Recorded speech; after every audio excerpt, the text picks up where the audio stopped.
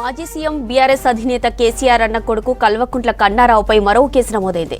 కన్నారావుతో పాటు మరికొందరు తన ఇంట్లో అక్రమంగా చొరబడి బంగారం, నగదు ఎత్తుకెళ్లారని బంజారాహిల్స్ పోలీసులకు ఫిర్యాదు చేశాడు సాఫ్ట్వేర్ ఉద్యోగి విజయవర్ధన్. ల్యాండ్ సెటిల్మెంట్లో కన్నారావు, బిందు మాధురి అలియాస్ నందిని చౌదరి, శ్యామ్ ప్రసాద్, సంతోష్ నడిపెల్లి, తులసిరాములు తనను బెదిరించారని ఆరోపిస్తున్నాడు విజయవర్ధన్. అప్పటి ఏసీపీ భుజంగరావు కూడా కన్నారావుకు సహకరించాలని, తనపై ఒత్తిడి తెచ్చినట్టు బాధితుడు విజయ్ చెబుతున్నాడు. గతంలో బిందు మాధురిపై పలు కేసులున్నాయని చెప్పాడు.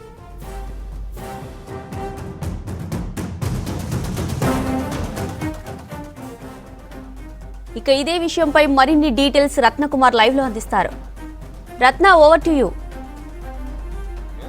జ్యోతి, కేసీఆర్ అన్న కొడుకు కన్నారావు యొక్క ఆగడాలు రోజు రోజుగా బయటకు వస్తూనే ఉన్నాయి.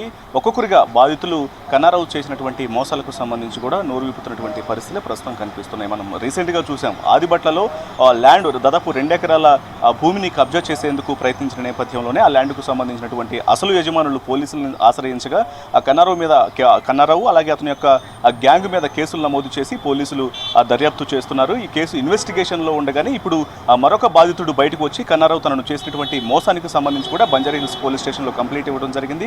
ఈ యొక్క కేసుకు సంబంధించి కూడా ప్రస్తుతం పోలీసులు కేసు నమోదు చేసుకొని విచారిస్తున్నారు. అయితే ఈ యొక్క ఇప్పుడు విజయ్ అనేటువంటి బాధితుడు ఇచ్చినటువంటి ఆ కంప్లైంట్ను కనుక పరిశీలించినట్లయితే ఒక ల్యాండ్ విషయంలో తను ఒక సమస్యను ఎదుర్కోవడంతో ఈ సమస్యకు సంబంధించి కన్నారావు తను ఆ సమస్యను పరిష్కరిస్తాను అని చెప్పి తనను మోసం చేశాడు అనేది విజయ్ అనేటువంటి సాఫ్ట్వేర్ ఇచ్చినటువంటి కంప్లైంట్. ఈ కంప్లైంట్లో తను స్పష్టంగా తెలియజేసింది, ఒక ల్యాండ్ సంబంధించినటువంటి విషయము, అందులో కొంత తనకు న్యాయం కావాలని కన్నారావును సంప్రదించినప్పుడు అతని దగ్గర నుంచి దాదాపు 20 లక్షల రూపాయలను కన్నారావు తీసుకొని ఆ ల్యాండ్కు సంబంధించినటువంటి సమస్యను పరిష్కరించకపోగా తన దగ్గర డబ్బులు తీసుకొని మరొక ఫ్లాట్ను కొనుగోలు చేయాలి అని చెప్పనంటూ కూడా తనను కొన్నేళ్ల పాటు అటు భ్రమ పెట్టి మోసం చేసినటువంటి విషయానికి సంబంధించి కూడా తను మోసపోయిన విషయం తెలుసుకున్నటువంటి బాధితుడు అప్పట్లోనే విజయ్ పోలీసులకు ఫిర్యాదు చేయడం జరిగింది. కానీ అప్పుడు పోలీసులు పట్టించుకోలేదంటూ కూడా బాధితుడు తెలియజేయడం జరిగింది. ఇక రీసెంట్గా యొక్క ఏదైతే ఇప్పుడు ఆదిబట్లలో కేసుకు సంబంధించినటువంటి విషయం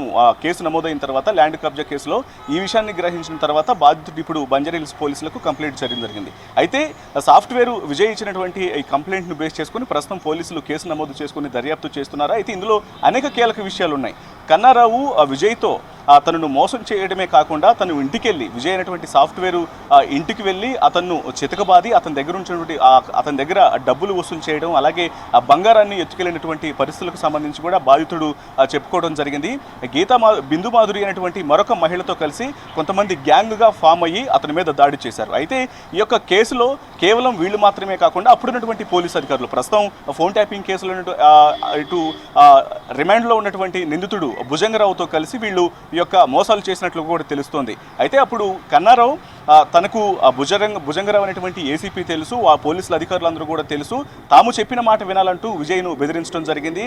ఆ సందర్భంలోనే భుజంగరావు ఇటు బాధితుడు విజయ్కి ఫోన్ చేసి, నువ్వు కన్నారావు ఎట్లా చెప్తే అలా వినాలి, ఒకవేళ అలా ఆయనకు వ్యతిరేకంగా వెళ్తే మాత్రం ఖచ్చితంగా ఎన్కౌంటర్ చేస్తామంటూ కూడా భుజంగరావు బెదిరించినట్లు కూడా విజయ్ తెలియజేయడం జరిగింది. అలా ఇది మాత్రమే కాదు, ఒక రోజు రాత్రి వీళ్ళ గ్యాంగ్ అంతా వెళ్ళి కూడా అతను లైంగికంగా హింసించినటువంటి పరిస్థితికి సంబంధించి కూడా విజయ్ తెలియజేయడం జరిగింది. సో వీటన్నిటికీ సంబంధించి ప్రస్తుతం పోలీసులు కేసు నమోదు చేసుకొని అసలు వీళ్ళు ఏ రకంగా మోసం చేశారు, ఎంతకాలం నుంచి ఈ మోసాలకు పాల్పడుతున్నటువంటి విషయంలో ఎవరెవరైతే ఈ బిందు మాధురి అలాగే కన్నారావుతో పాటు మరికొంత మీద కేసులు నమోదు చేసి బంజారాహిల్స్ పోలీసులు ప్రస్తుతం కేసును దర్యాప్తు చేస్తున్నారు. జ్యోతి.